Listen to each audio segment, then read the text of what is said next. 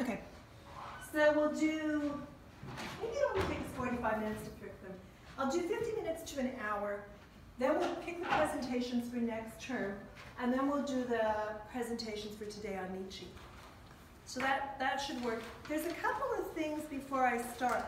I see that there's 32 of 49 papers uploaded on the Moodle site. That's the only way they get graded is through Moodle, because I'm going to download them all and grade them at the same time.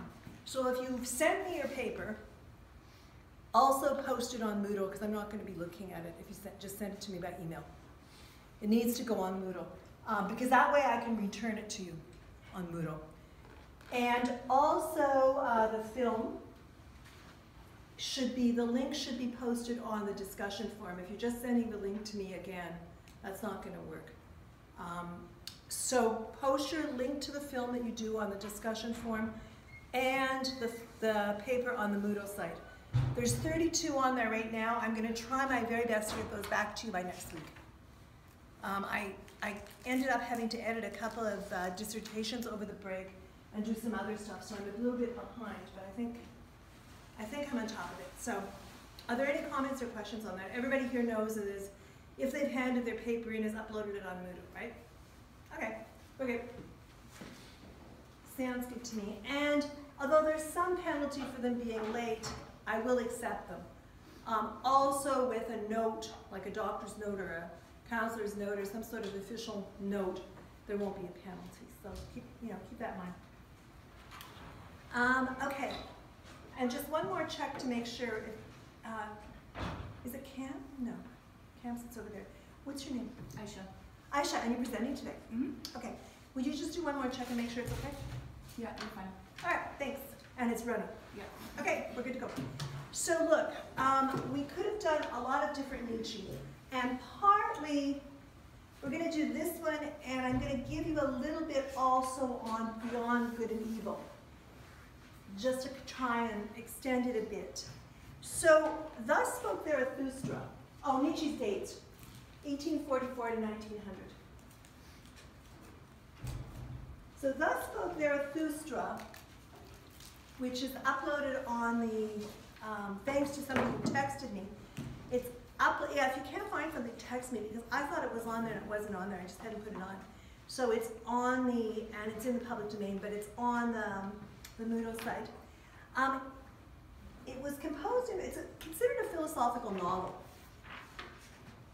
or a philosophical genealogy of Zarathustra, but people usually call it a philosophical novel.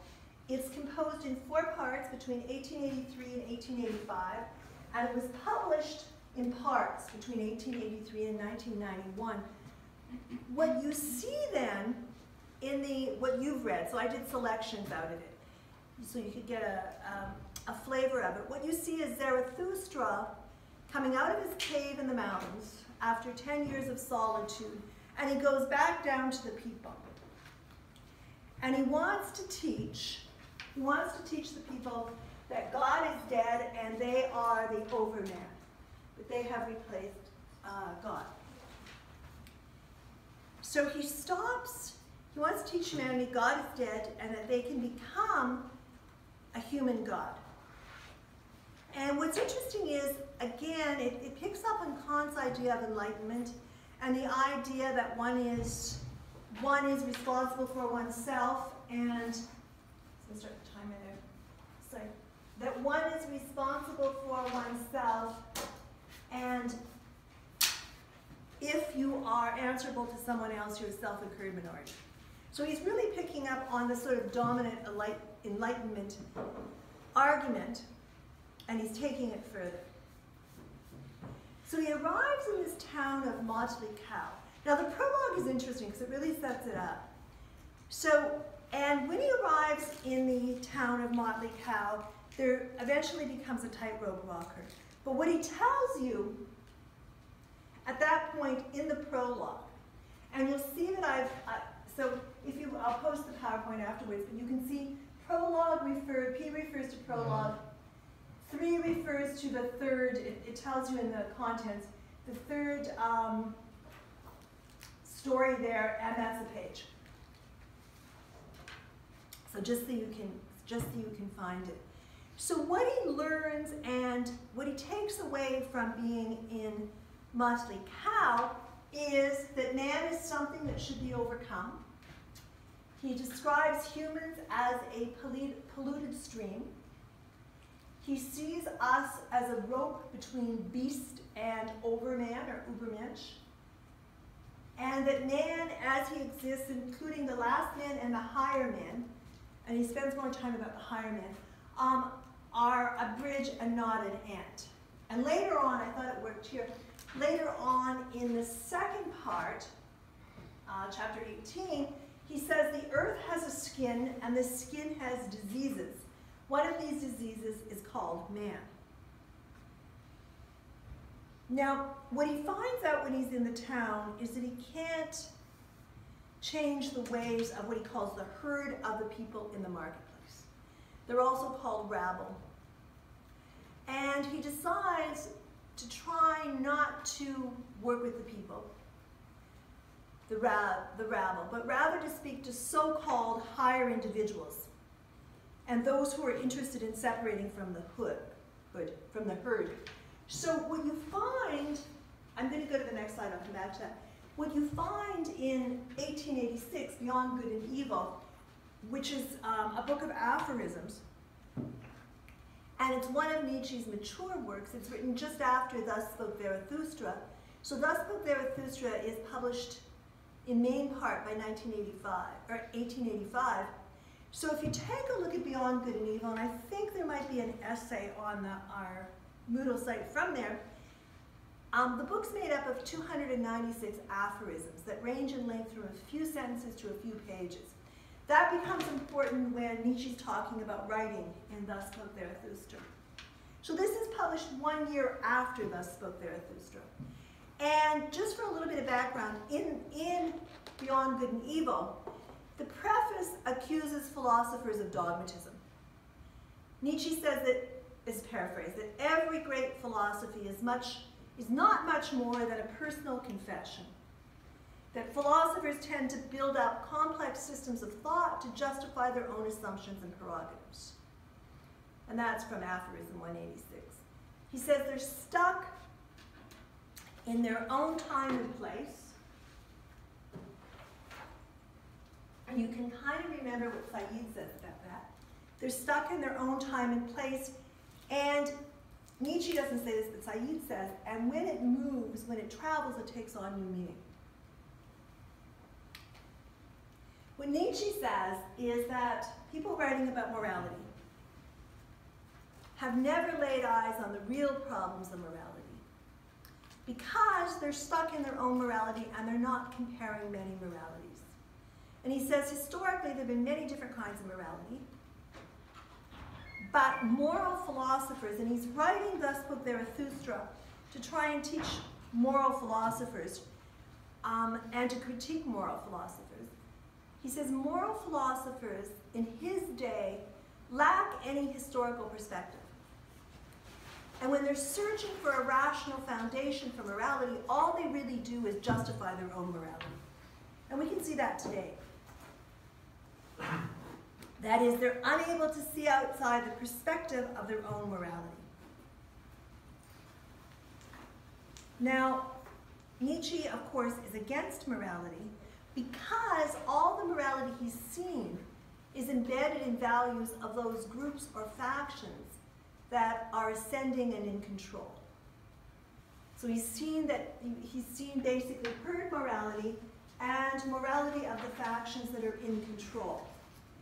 So he writes against what he terms herd morality. Okay, and he's writing in Thus Spoke Zarathustra against herd morality. And he says, herd morality condemns precisely what he wants to put forth through Zarathustra. That is high and independent spirituality, the will to stand alone, powerful reason, and experiences that are dangerous. So he says even a powerful reason is experienced as dangerous. that herd morality is against everything that elevates an individual above the herd. And he calls this evil, and that's from Beyond Good and Evil there. Aphorism 201, and that's the page number in the text. So he's writing, and he sees the herd as being timid. He says that the herd is timid, that they're afraid. And what we want, his new morality, is that there be nothing more to be afraid of. Now, then he slams Europe really hard. And he says, morality in Europe today is herd morality. And that's what he's writing thus spoke Zarathustra against, in a sense. He's writing against both democracy and Christianity. So if you look at a genealogy of morals and Beyond Good and Evil, he sees democracy as being the heir of the Christian movement. Now what he says about democracy, most of us probably will not agree with, but he sees them as producing in the followers what he calls herd morality and herd thinking. So I'll give you one more aphorism, and then, so what he says about democracy is he says, in aphorism 203, which is not in your text, but in Beyond Good and Evil, he says, to use the democratic movement is not only the form of decay of political organization, but it's a form of decay of human beings. It makes them mediocre and lowers their value. Because Nietzsche's really stuck on equality, okay? He sees equality as leveling everybody down, as opposed to everybody, coming up to their own. So it depends really, one of the key terms with Nietzsche, although he doesn't spend much time on it, is how he understands equality.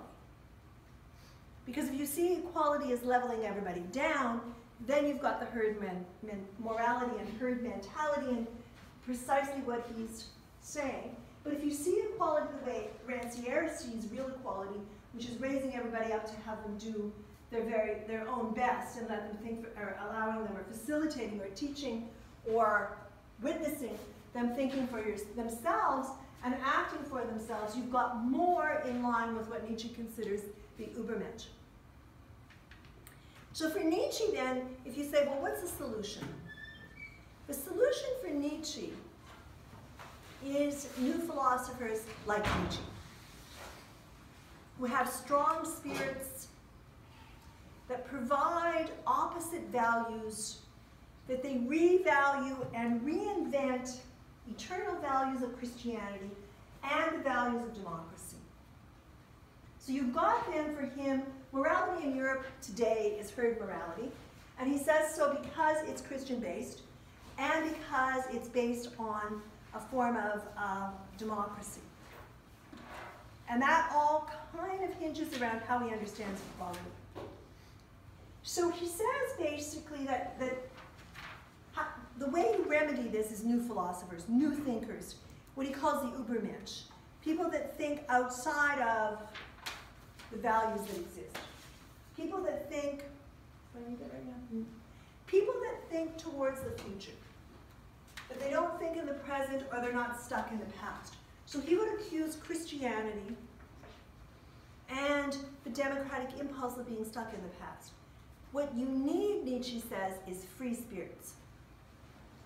And it's precisely these free spirits that Nietzsche goes in search of and thus spoke Zarathustra. And really, he's also in search of himself. So in the prologue, we learn something very quickly on.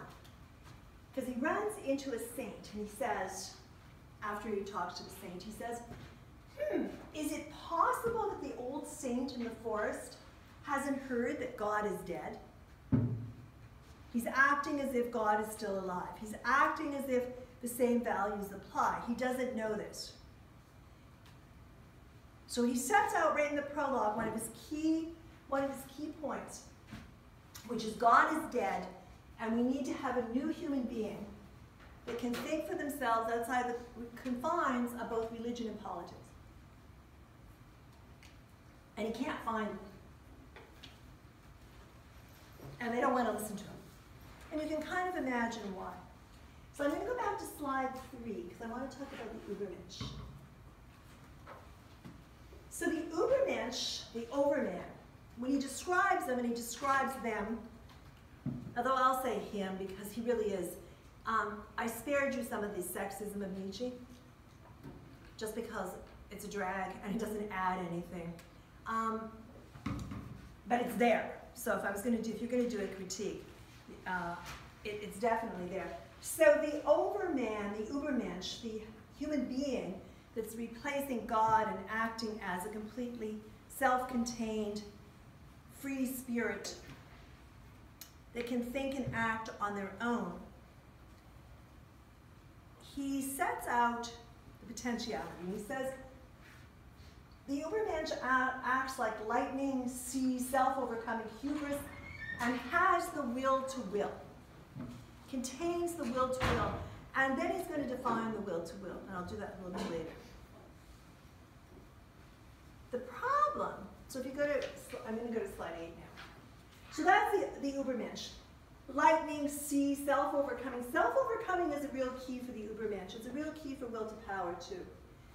And having their own will to will, and not being willed by someone else's will. So you can see Hegel has influenced Nietzsche quite a bit, too.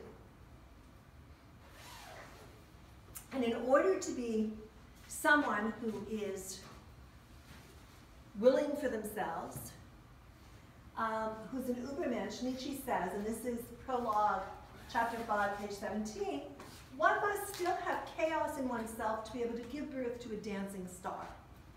And the dancing star is the free spirit of the Ubermensch. Now, by the end, you only see that Zarathustra himself is able to do this. Now, what he does throughout is he contrasts the Ubermensch with what he considers the last man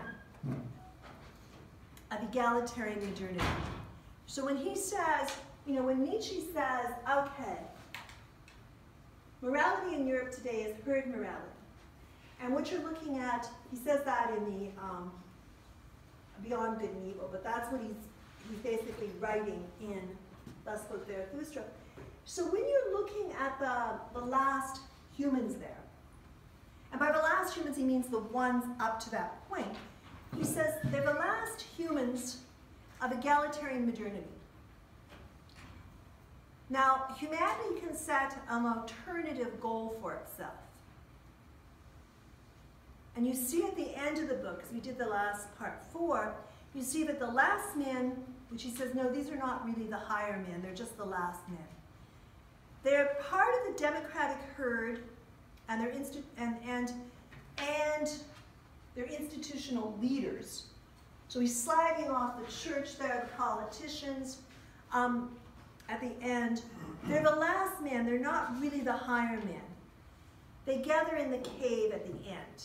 And when we finish, we'll take a look at that. Now, the last man, Nietzsche says, there's a lot, what's interesting is there's a lot on blinking. And Thus Spoke Zarathustra. The last men don't want to listen to Zarathustra. They don't want to listen to the fact that they are part of a herd. When he talks to them, and even at the end he returns to this, he says, okay, what they say, and he repeats this a number of times. We've invented happiness, say the last men, and they blink. And there's been a lot written on what the blinking means. So we can talk about in tutorial if one of your questions, but they blink. So it's like, I'm not even sure what the blinking means. But when they go to happiness, because what Nietzsche juxtaposes to happiness is work. And Zarathustra is pretty happy in his work. Now, in the prologue, when he's at the Motley Cow, which is an interesting village name, he's warned by the jester. The jester says to him, go away from this town, Zarathustra. There are too many here who hate you. You're hated by the good and the just. They call you their enemy. You're hated by the believers in true faith. They call you the danger of the multitude. So it sets him up as somebody who's trying to make changes that people don't want. So once the tightrope walker falls off, and Zarathustra is the only one that stays there, and he carries him into the forest, in the forest he reaches this new truth. He says that never again is he going to speak to the people. Like the gesture which forced the tightrope walker off the rope by going behind him and jumping, what Nietzsche says is he's going to leap over those who lag behind. So when the tightrope walker falls, the person, I think it's a gesture, but it might be another character, is behind him, sort of pushing him, and leaps over top of him. And as he leaps over top of him, the tightrope walker falls off. And so what Nietzsche takes from that, or what Zarathustra takes from that, is that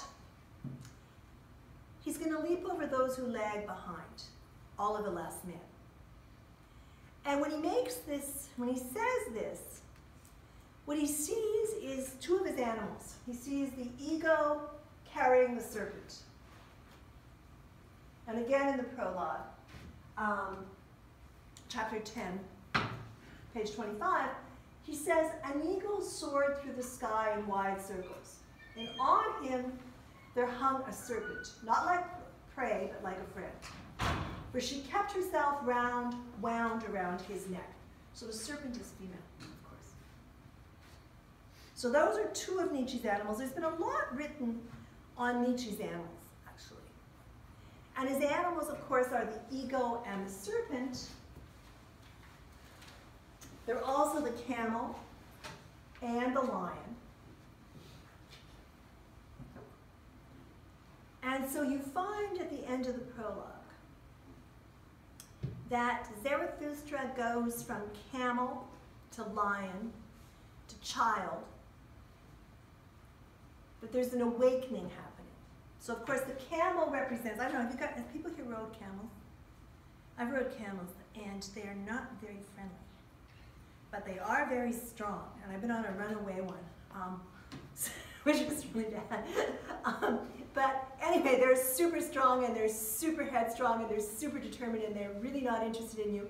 And I've also heard from the people I was riding with, they don't really listen to female voices. I was like, damn, I wonder who taught them that.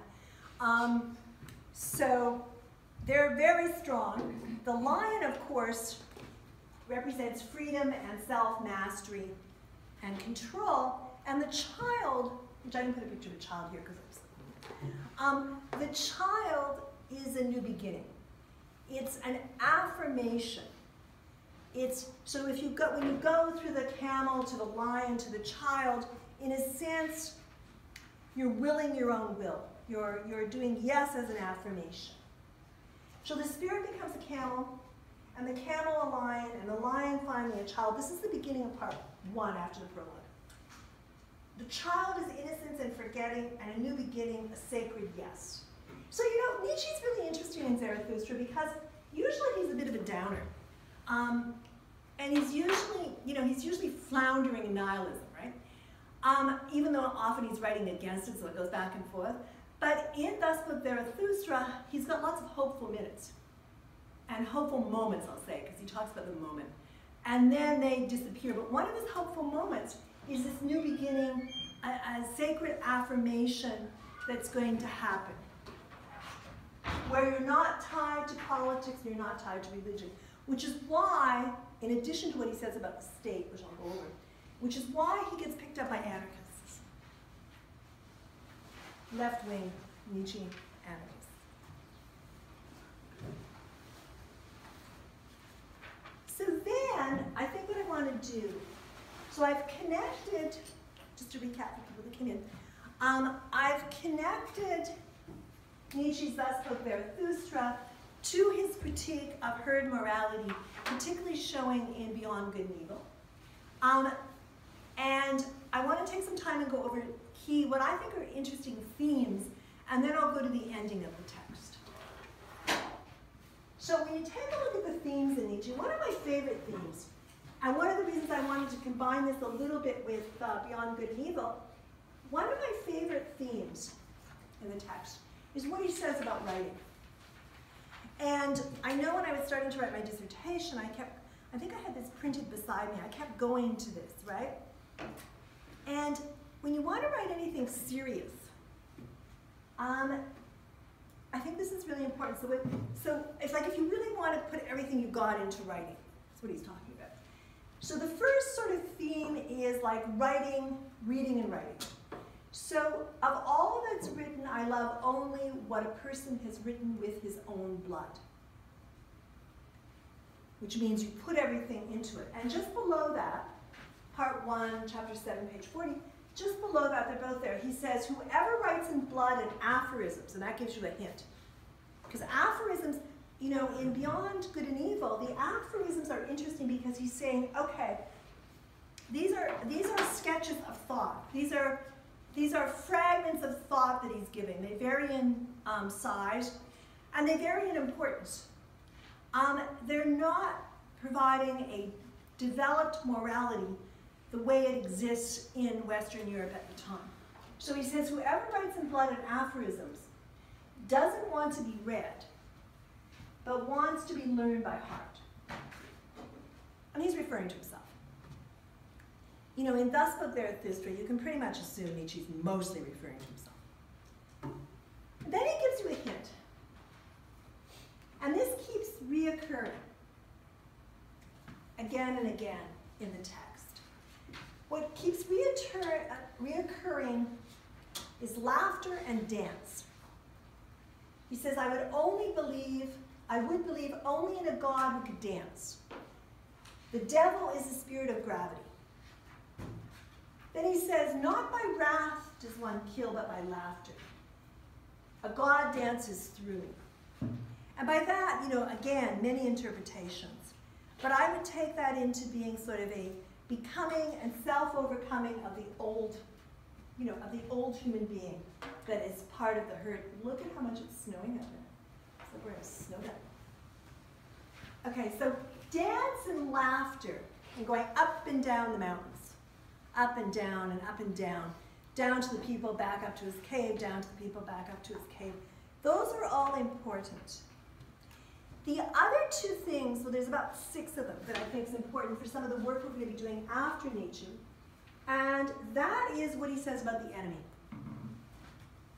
Because well, you won't remember because we haven't done it yet, but foreshadowing Schmidt, and Schmidt draws on Nietzsche, he talks about the friend enemy. And he says, I'll give you a little bit more than it's up there. He says, my brother's in war, he's talking to them. I love you thoroughly. I was of your kind. And then he talks about the enemy. He says, also, I'm your best enemy. And best enemy is crucial for Schmidt. He says, you need to be proud of your enemy. And then your enemy's successes are your successes too. He says that in a friend, one should have one's best enemy. You should be closest to him with your heart when you resist him. That you can't be a good friend unless you can also be a respectful enemy. You shall have, and so that's in part 1, chapter 14. And then we have part 3 where he's talking about enemies as well, chapter 21. You shall have only enemies who are to be hated, but not enemies to be despised. This is really crucial. It's really crucial in international relations. It also goes kind of with Kant's cosmopolitan intent. You must be proud of your enemy. So an enemy to be, the problem is if you despise your enemy, and interestingly, but this should come from Schmidt, if you despise your enemy, you treat them as non-human. You treat them as vermin. You treat them as that which is outside the body politic, that which is outside the state. So it's very important then to have enemies that you respect. Now Schmidt will say respect. He says that you're proud of, but you don't want to have enemies that you despise. Because if you despise your enemy, you're treating them as less than human, and they're often treating you as less than human. And you can just kind of see how that plays out even today in international foreign policy.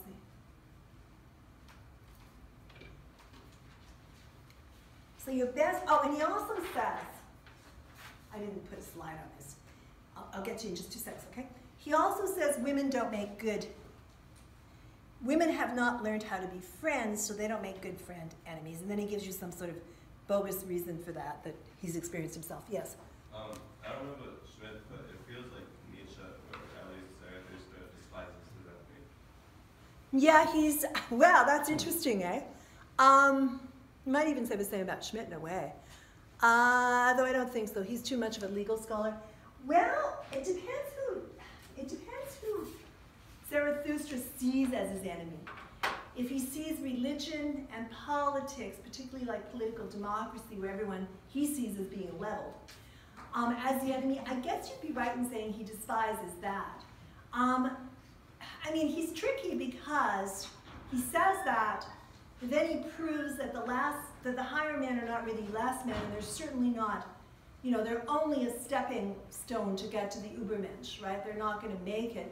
And he certainly despises all the people that are collected in his cave at the end who are representatives of, modern society, right? So I guess you could say that, although it wouldn't be the first time that Nietzsche makes a pronouncement and then goes against it. So, you find throughout, like he's making a really interesting, that then Schmidt and Derrida pick up on enemy.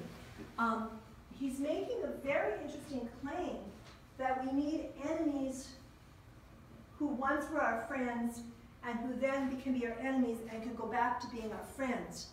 Maybe he hasn't found them, right? So none of the people that he encounters could be his friend, he would say. We would say, well, that's kind of a snob. But the idea is, if you despise your enemies, then when you make a new alliance, they can never be your friends, right? And if you've treated them as less than human, they'll never be your friends. So, although he's saying that, I mean, he tries really hard in his way of trying to treat the people he invites to his cave initially as equals, but of course he shows you they don't live up to that, right? So yeah, you're not wrong on that. And I think what I would say is, yeah, probably that you could get that for sure. And he really holds this. So he's going to say that they're not treating, I guess he would say they're not treating him as a friend, or, I mean, Nietzsche, the sad part is Nietzsche probably despises most things he's writing about, right? So, and then every once in a while he says something that's like right on, and if you take it in another context, it becomes really important. When he talks about the state, and I'm sorry I didn't give you the chapter on the state, but I think it would be worth looking at. So that's that's part 1, chapter 11, page 51. It's on there. Because a lot of anarchism has developed a position on the state, draws on this. And you really then get a sense of what he sees about, herd morality and politics. And he's kind of equating the state and democracy in a way, but he's not. There could also be a monarchical state, a republican, should be democracy. But so he says, state, what is that? Open your ears to me, for now I shall speak to you about the death of peoples. State is the name of the coldest of all cold monsters. Coldly it tells lies too, and this lie crawls out of its mouth. I, the state, am the people. And he says, no, I, the state, am not the people.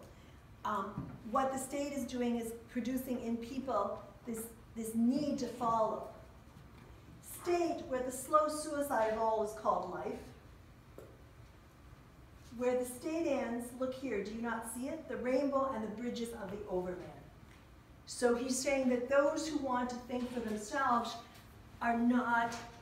can't be mired in a state structure that tells them what to do. And you can see the influence of Kant there. And the influence of Kant in terms of enlightenment and being responsible for oneself and not being answerable, daring to think for themselves. So he's kind of in that vein, and he's saying the state basically replaces religion for Nietzsche and does precisely what religion does, and that is, in the name of serving the people, makes them subservient to the institution. And I thought, hey, a map of Canada could work.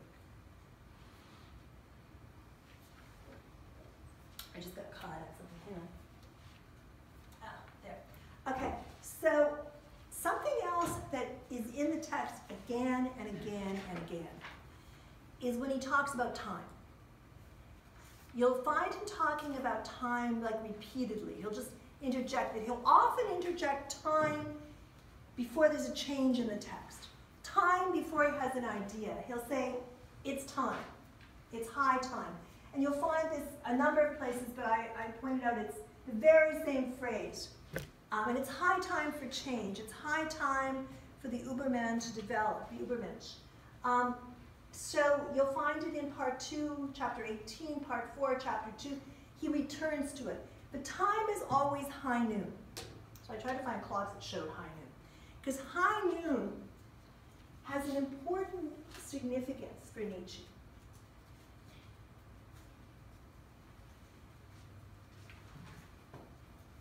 For him, he's at the great noon. When humans stand in the middle of their way between beast and overman. That's from part 1. So when he says, high noon, it's when he's often when he's dialoguing with people or he's coming to people, but it's when he says the great noon, when you stand in the middle of the way between beast and overman. But you never get out of the way. I mean, one of the things that happens at the end is, there's nothing, basically. The way, Nietzsche doesn't really, he's got his own way, which we'll go over, but he doesn't have a way to get people to follow him or to accept his teachings. And then he talks about the stillest hour. So you've got time, you've got the great noon, you've got the stillest hour. And there's been a lot of debate over what he means when he talks about, where's the stillest hour? No, okay. Slide 20 and I'll go back. He talks about the stillest hour. I know why, because I skipped over will to power and heard morality. Let's go back. I was like, what? How did that happen? I checked them this morning. Okay, so will to power. It's probably one of Nietzsche's most famous phrases. It's been completely, I would say misunderstood, but it's been completely attacked in all sorts of different political projects, let's say that. When you take a look at it, what he says, and he says different things in different places, but in Thus Spoke Zarathustra, part 2, chapter 12, 114, he talks about the will to power beyond good and evil. He talks about the genealogy of morals. In the genealogy of morals, which you've got is a lot of collected works which were collected by other people, and you've got the will to power as art, for example, that's collected there, which is kind of interesting. Sorry, that's not the genealogy of morals. That's under the book that's comes out of the title as the will to power. There's 4 volumes. So when you take a look at the will to power, it's what he says. It's like, yeah, okay, I get that. It's the unexhausted procreative will of life. He who cannot obey himself is commanded. And you're like, yeah, okay, that sounds a lot like what Kant says about thinking independently, not being a self-incurred minority. It got articulated with Nazism, which is a problem, thanks to his sister and her husband. But Nietzsche keeps it, I think Deleuze, in a sense, maybe has the least embedded reading of the will to power. But what Nietzsche says in Thus Spoke Zarathustra is it's the unexhausted procreative will of life. Sort of like with Marx, the idea of life activity. With Deleuze, it's sort of like energy, life energy. And then it's a real call to obey yourself and not be part of what he considers a herd, whether it's a religious herd or political herd. And then he says something really interesting. He says where he's found the living, which was a life force, where he's found the living, he's also found the will to power. And he says even in the will of those who serve, you can see the influence of previous thinkers like Kant and Hegel, even in the will of those who serve, he finds the will to be in control of oneself. He calls it master, but self-mastery. So it's life force, energy, will to gather in, will to obey your own rules and not be commanded. The opposite of that, then, is what happens in morality. He says there's two ways. Now, this is from Beyond Good and Evil. And what he says in terms of morality and beyond good and evil, he says morality is a process that ends up being tied to the will to power. And morality, if you go back to the previous slide, which I will, which is cultivated in control of control and strength, self-mastery, he sees that as noble. If it's in chaos and weakness, he sees it as a slave, and in terms of what he considers slave, it's like Christianity and democracy. Okay, so that's where he goes with that. And when he talks about control and strength, he's, in a sense, if you want to give him a generous read, he's talking really about a will to power where one obeys themselves and self and isn't commanded. If you're commanded, he sees this as weakness, and weakness to the institution. The other thing that keeps coming up for Nietzsche is what he calls the stillest hours. Okay? He calls the stillest hour. It's the hour of attention. He says the greatest events that happen are not our loudest, but really they're the stillest hours. This doesn't happen around the inventors of new noise, but around the inventors of new values. And that's how the world revolves. So he's saying that all the noise of organized institutions is really not, and by organized institutions he's thinking political and Christian. Although it could be other religions too, because he goes into those. But he's saying the greatest advance really come around new values that are developed in solitude and in thinking differently, I would say. Which takes us then to eternal return, eternal recurrence. So it's called both eternal return and eternal recurrence. Now what he gives you, there's two reads on eternal return and eternal recurrence. Mine is closer to Deleuze's, because otherwise you're just stuck in a circle. But what he says, and he comes back to this concept in a number of places. Here in this book, Zarathustra, it's in part 3, chapter 2, 158. And he says, behold this gateway. This is one of the most famous passages from the book, which is a book for, what's it called? A book for no one? I should have said it again. A book for none and all. So he says, behold this gateway, two paths meet here. No one has yet followed either to its end. The long lane stretches back for an eternity, and that long lane out there, that is another eternity. The name of the gateway is inscribed above, moment. Behold this moment. Moment occurs as well, so time and moment are important. From this gateway, moment, a long eternal lane leads backwards. Behind us lies an eternity. And this slow spider and this moonlight and I and you in the gateway, whispering together, whispering of eternal things, must not all of us have been here before? And return and walk in the other lane, that becomes important. In this long, dreadful lane, must we not eternally return? So, you know, there's debate on what he's saying there. This more standard read of that is that it's the possibility that all events in one's life will happen again and again infinitely. Okay, we can go with that. And sometimes we feel like that's happening. But if you take Deleuze's reading, the eternal return Deleuze says, because Deleuze, one of the key concepts in Deleuze, and Deleuze book on Nietzsche is quite amazing, but one of the key concepts in Deleuze is difference, all right? So what Deleuze says, and I think this makes more workable sense, and that is that eternal return cannot be considered as the movement of a cycle, as the return of the identical.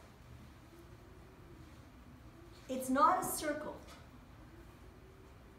Even at the cosmic level, he says it's not a circle. This would only allow the return of something that already existed. And you'd be stuck forever, frozen in this. And I don't think that's what Nietzsche probably had in mind. You'd be stuck in the same eternal return.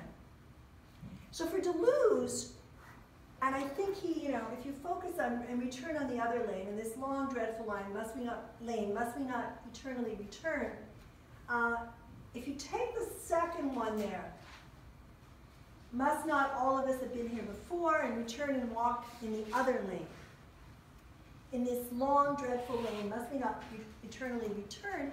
What Deleuze suggests is it's really an eternal return, a repetition of that which differs from itself. And he bases this in part on Nietzsche's understanding of becoming rather than being.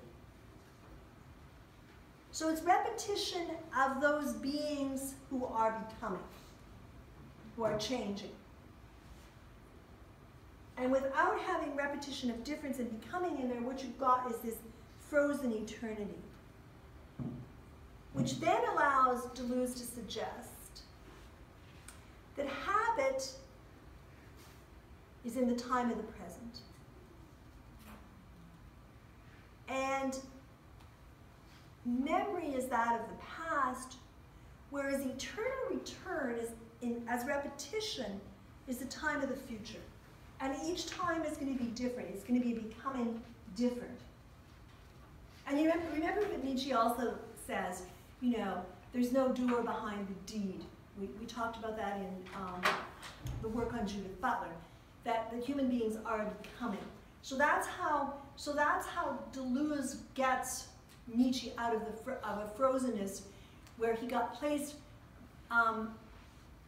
in the 50s and 40s, philosophy as being eternal return of the same.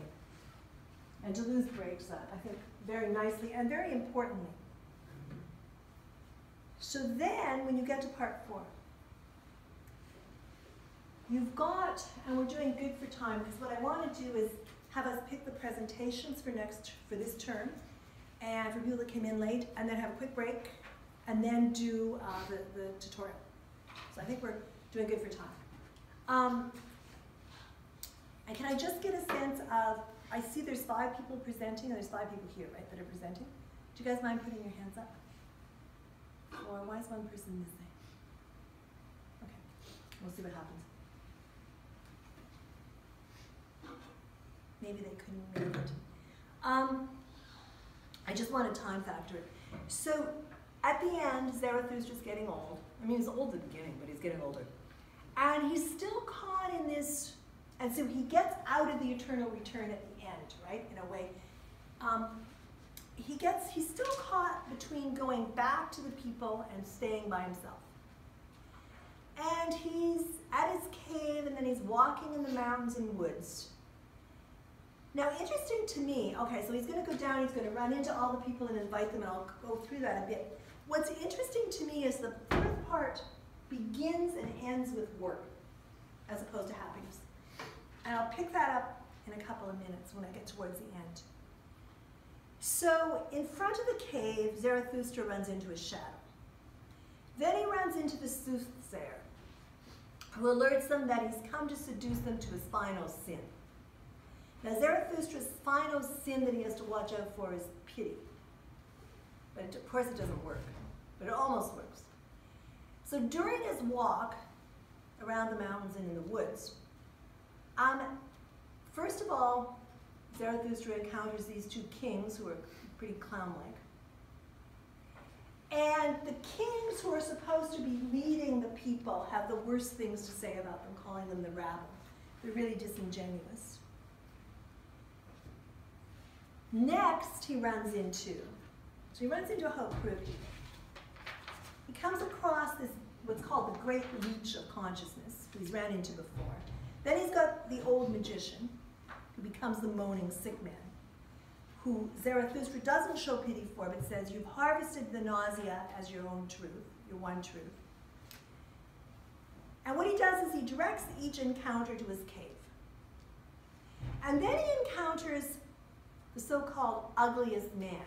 And he's the ugliest man in a way because he killed God. And Zarathustra is momentarily stunned a bit by pity for him. But he overcomes it.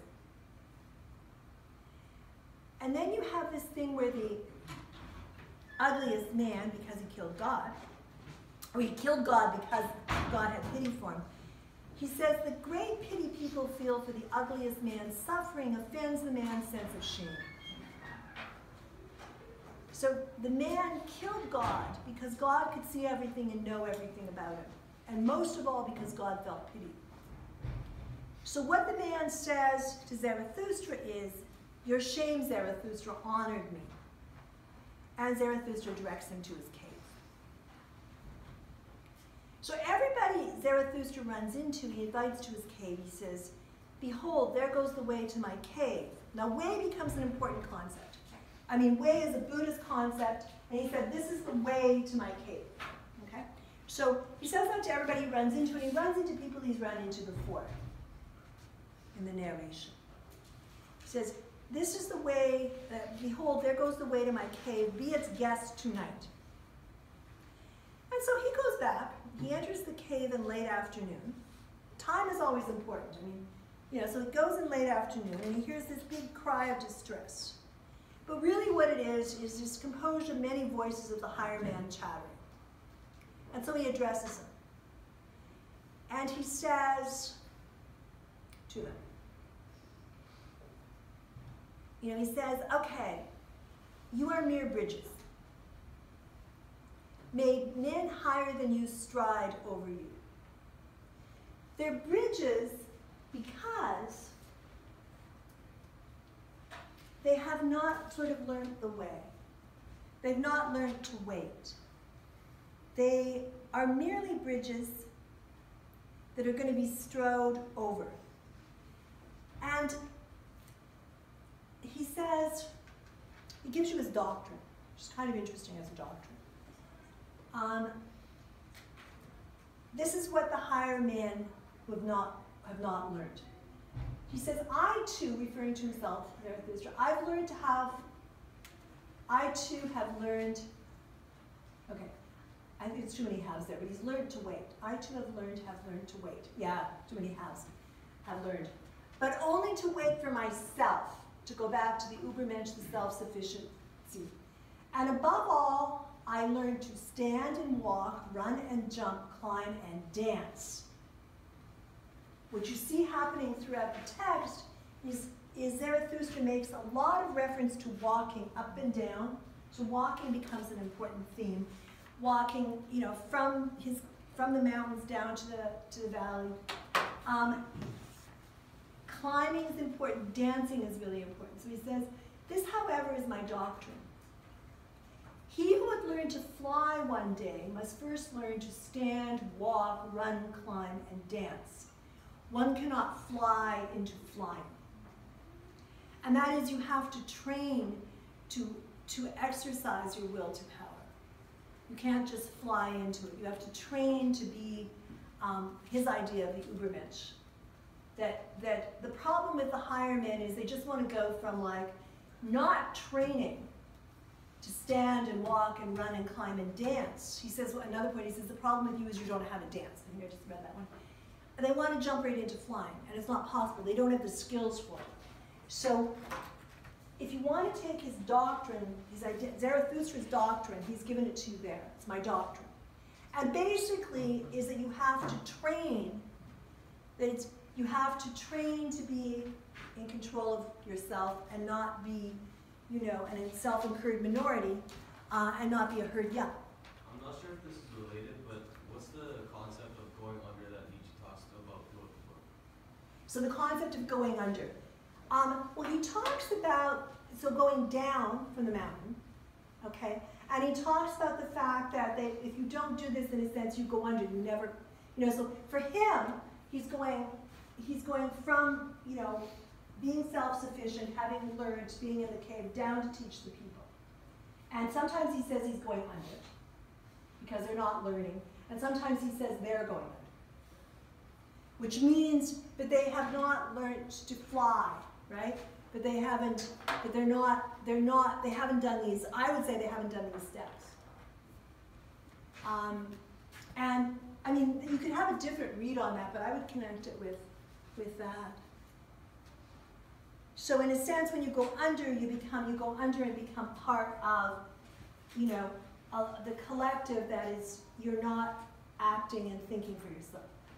Yeah? But then why would he want to go down from the mountain? To teach.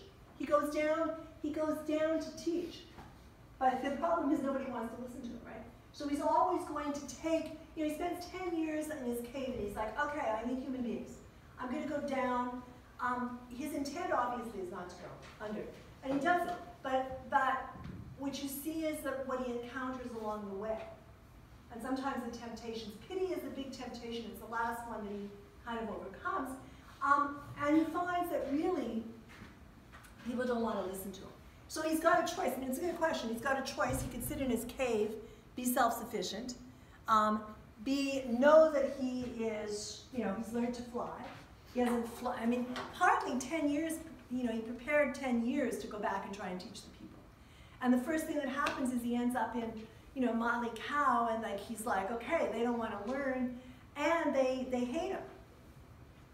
So I mean, as an aside, I think one of the things that's happening there is Nietzsche is sort of putting forth what happens with his own philosophy, right? Like nobody wants to learn it. Yeah? Doesn't he have to go under? As in the section on free death, Okay. he says that like if there's people to carry on his message, his wisdom, then he like will, you know, He has to go find be them. more happy or whatever in his time on earth, right? So he kind of has to go under to spread his word so he can feel like satisfied or whatever. Okay, nice answer. Yeah. And he feels, I mean, there's a certain, he feels compelled to teach people. The problem is they don't want to learn. And they don't have the skills that he has to learn, right? But yeah, that's a good answer for that. It's good. Okay, so then, we've got 6 minutes on this. So the mob blinks when he talks to them. When he tells them you're mere bridges. And then men higher than you stride over you. And the mob kind of blinks when he tells them that. And he connects their blinking with democracy there, but I would probably avoid that. Because I don't have the same read on democracy that Nietzsche does. But you get the famous blinking.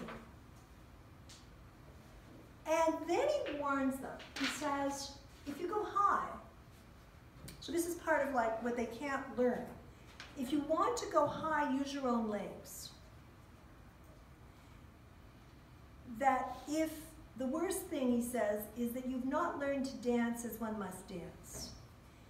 So, you know, then they end up kind of destroying his cave.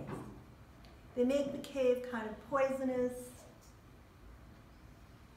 He can feel fear in the cave. You get the wanderer entertaining with a song. This cave gets noisy. Then it quiets down again. And it quiets down because all the people are praying.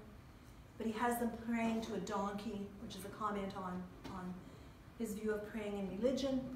And Zarathustra, meanwhile, has exited to be with the animals.